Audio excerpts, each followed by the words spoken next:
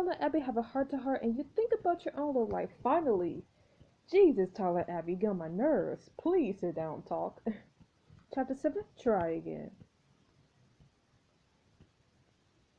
Later in the day, all your housemates gather in your living room with Abby. This feels like intervention. Yeah, it is. Abby, you know that we all really care about you. This is totally an intervention. Think of it less as an intervention and more as friendly. Suddenly the doorbell rings. Chris springs up to answer and returns with, "Hey, Abby." Abby stares back and forth between you and Tyler in disbelief. Okay, you guys have gone too far. This is my love life, not yours.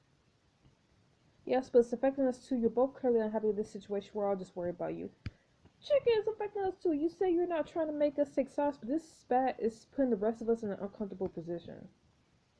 You guys can't even put your differences aside for the Friendship Festival. Sometimes it feels like we all have to coordinate our plans around you two. Not to mention that you've been staying with us for months, Abby. I want to support you, but I have to put my foot down. I want my room back. Look, we're not telling you what decision to make. But you do need to make a decision. Whether you break up or make up, anything's better than this. We invited Tyler over to talk. Tyler cautiously sits down across from Abby. Abby, I know I haven't done everything right. I was too focused on a relationship and I didn't give you enough space. You're my first real girlfriend, so I'm still learning. Maybe we made this decision to move in together too quickly, or... He takes a deep breath. Maybe we just weren't meant for each other, but I care about you and I want to at least try to fix things. Abby stares at her lap, wringing her hands. Finally, she looks up to meet his gaze, tears in her eyes. Tyler, I'm so sorry. I know that putting off this talk has been fair to you, but I really haven't known what I want. You've been part of my life since my first day of college. I don't want to change that. But I also don't want to feel like I'm staying with you out of habit. I need to see what life would be like without you. I still care about you too, but I also worry that we stay together will fall back into old habits when nothing will get resolved. I mean, why don't you wait and pose the calls to give Tyler the chance to find a compromise, trust your gut? Honestly, trust your gut. We can't tell you what the right answer is here. You're the only one who can say how you really feel. Abby is silent for a long moment, then lets outside. And I guess I feel like I'm not ready to turn my back on this. Our relationship hasn't been perfect, Tyler, but what relationship is? Abby leans forward and Tyler reaches out and takes her hand in his. As long as we're both committed to doing better, I think we can do this. I'm willing if you are. We just need to communicate and be open to addressing our issues. I agree, and I'm sorry that I didn't handle this well, but I guess I'm still learning how to deal with the relationship problems too. It's okay, we can learn together. Tyler squeezes her hands and turns to you. Guys, thanks so much for making this happen, but I think Abby and I should talk alone. Could you give us a minute? Sure. Actually, Tyler, maybe we should go back to your apartment, our apartment, to talk. Yes, get out of here. I think these guys have probably had enough of me taking over their house. Yep. Get out. Finally. Celebrate. After you help Abby gather up her stuff, she and Tyler head back home. You and Zach wait from the porch and watch them go. But that went better than expected. I'm glad they were able to head on together. I think they'll be okay. They won't last. We'll have to wait and see. But hopefully, whatever happens, hopefully they can handle it in a mature way.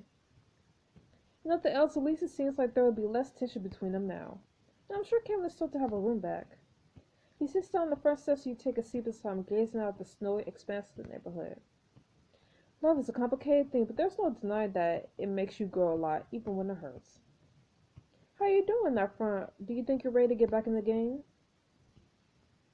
I think at some point I'll be open if something came my way, but I'm not actively seeking anything, you know? I agree with that. How about your love life? How are things going with James? Ugh.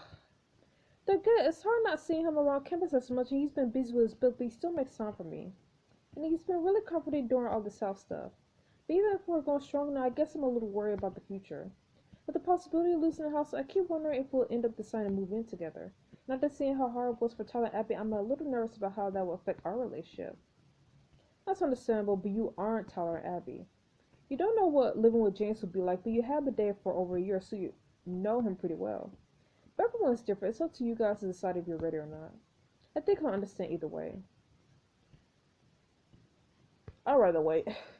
Don't get me wrong, I want to take that step eventually, but only when we're ready, not because of the house. And hopefully we won't lose the house at all. What matters is that the two of you are making each other happy and growing together as a couple. I want to break up! That's definitely true. Thanks, Zach. I always appreciate your perspective. Now let's head back in. It's freezing out here. You give Zach's shoulder a squeeze and head back to your room.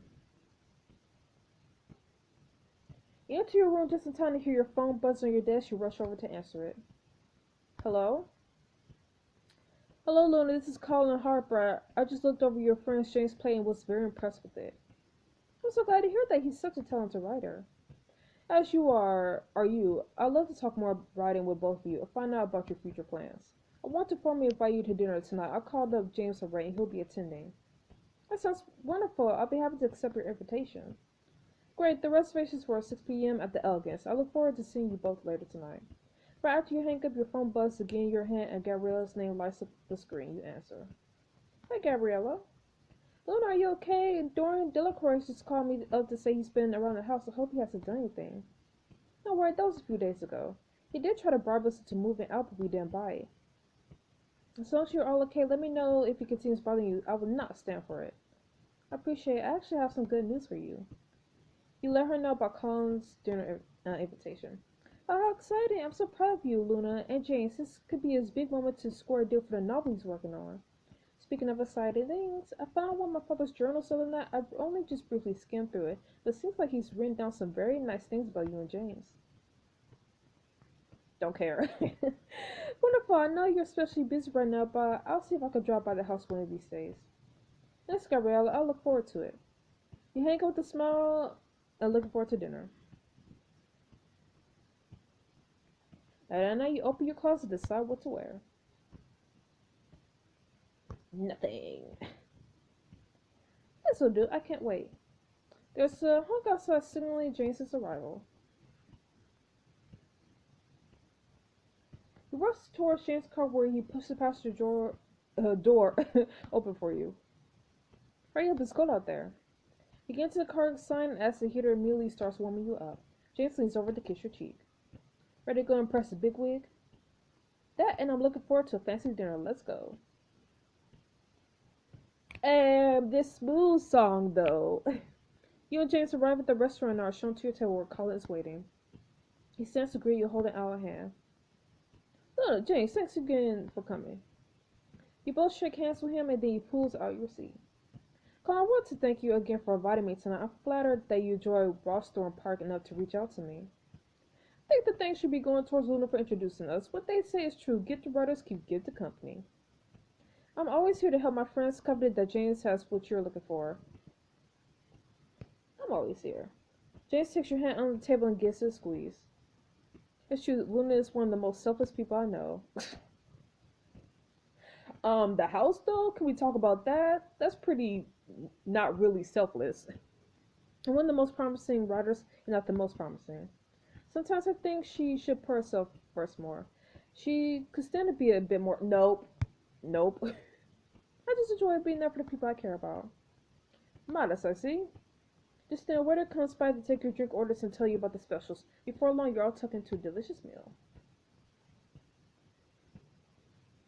After you finish eating, your conversation returns to the subject of James' writing.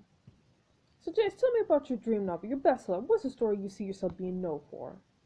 Well, that's a tough question. For a while, I thought it was Rawsthorne Park, but with all it's been through, I don't feel as connected to it.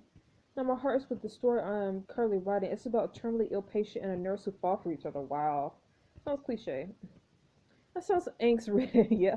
Would you say that's the direction you typically lean your genre? Nope. I suppose I do love a good tragic romance, but I'm not sure it's my strength, though.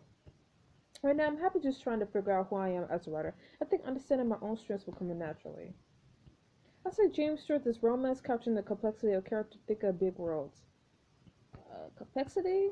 A plot is only as strong as the characters that drive it, and James is aware of that. In Rawsthorne Park, Elizabeth and William's longing for each other feels harmless, even though they've been driven apart by the constraints of their period. My latest novel shows how the process of dying differs for everyone, and it doesn't necessarily have to be without its sparks of happiness. Being able to balance complex characterization with universal things is a great skill for any writer. I feel like I'm getting a better sense of your writing. And James isn't only a talented writer, he's also the former head of a school newspaper. He's got an eye for a good story and is used to shouldering a lot of responsibility. I passed the paper on once I graduated, but I'm still involved in the school as a TA this year. Doing this on the paper as well and ran several of our cover stories. You both have outstanding resumes already. They'll serve you well moving forward. Dessert arrives shortly and you all dig in while talking about your favorite writers. After y'all are eating your fill and Colin has paid the bill, he holds his hand out across the table towards James. James, I'm very interested in taking a look at the sample of the novel you're working on now. If it seems like you're into something, I might even have a few agents who'd be interested in taking a gander as well. I think the fiction community will have plenty to say about you in a few years. Hey, that's incredibly generous of you. Thank you so much. Believe me, it's my pleasure. He hands out his hand towards you as well. And like I said the other night, Polar Bear would love to work with you in the future too, Luna. We see boundless potential in your work. You shake Colin's hand. Thanks, Colin. This was a lovely night. I really appreciate the invitation. The three of you walk towards the exit. There, Colin bids you farewell. You have a chance to march into the chilly night. James pulls you close to him. Thank you for making me look good in front of Colin back there. You really helped boost my confidence. Dude, that was all you. You stand on your toes to press a kiss to James' lips. He tightens his arms around you. You always light up when you talk about your writing. I was just there to back up what you said. You really show Colin how much storytelling means to you. He left that table beyond impressed with you. I don't think I could have done it without you there. We really made the best team, and Colin was just as interested in your writing. I think Colin and Polar Bear would be more than happy to work with the both of us. That's definitely comforting. Before James could reply, there's a buzz in his pocket. He takes out his phone to read a message. What the? Teddy just texted me. He said he could see us. You both look around and hear a shout. James, Luna, my dear friends. Teddy runs across the street towards you, waving an arm over his head. Teddy, what are you doing in Northbridge? When you told me about your big dinner with the publisher tonight, I'd have come out and congratulate you in person. You know, James filled Teddy in on how the dinner went. In that case, let's say we should celebrate. Just about the fact that you took the train all the way here, I don't think you're going to take a no for an answer. Teddy flashed his grin. Well, as always, you know exactly what I'm thinking. So what did you have in mind, Teddy? James, do you really have to ask? Really hustling me, let me rephrase. Which club are we heading to? The Monte Vista. 3 stops away by train, but quicker by car. Your car, that is. And Luna, of course you're invited. Nah, I'm going to home sleep. I'm getting kind of tired. The club is a perfect way to wake up. No worries, Luna, that was a long dinner.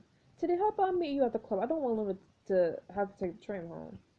Fair enough, I wish we could have seen each other for a little while longer, Luna, but have a good night. Thanks, Teddy. James drives you home, drop you off with the kiss before continuing on to the club with Teddy.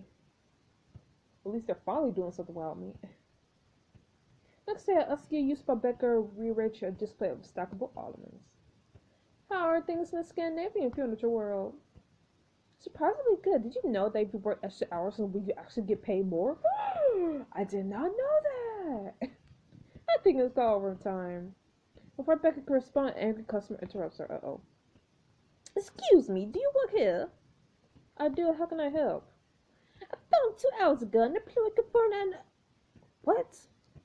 How do you even say that? Uglug? Table was available? I did not drive all the way here. Just be told it's out of stock. Am I right? I'm so sorry, ma'am. I think we sold the last Uglug table. But I can order one for you and they can ship it directly to your house in 5 to 8 business days. I suppose that would have to do. You wait until the woman leaves. You handled that well. Really? Totally, I would have ducked behind the New York coffee table and started crying. Told her where she could stick.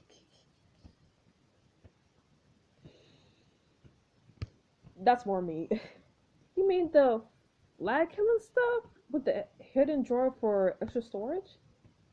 Exactly, it's the perfect hiding spot. I don't even know why I just said. But anyway, look at you. You're totally finding your stride here at Uskia. You told me last year that while retail labor personally fulfilling, I had thought you were crazy. But I love the problem solving involved. Not having enough money to do all my challenges forces me to be creative, which is fun. By the way, don't spread it around, but I'm thinking of applying for the manager position. What, Becca? That's wonderful. Shh, I don't want to jinx it. What sort of jinx? It sounds like you really found your calling. You've come a long way from the beggars who spill coffee on people. Well, a promotion will finally help me save enough for that surprise from Madison. Oh, the spa day, or did you decide on a rock climbing trip? We just had to find out with everyone else. Since when did you become the one telling me to be patient, but fine, I'll wait. A few days later, you arrive home from class to find an unexpected guest with feet up on the couch. Who are you? Who's this? AJ! Hi, Luna. AJ, what are you doing here? AJ's in Hartfeld. Find out why in the next chapter of the Sophomore. So nice to see Chris's sister again. I love AJ. Anyways, I'm so happy that Abby and Tyler just fixed everything. I mean, not gonna lie, I was hoping they would break up, but I'm happy that Abby finally moved out. Well, anyways, but I'm just happy that that's finally so. Like, dang, it just took like how long? 2.5 books, three? I don't know. But anyways, yeah. So I'll see you guys next week for the next chapter of the Sophomore. So stay frosty. Oh, bye bye.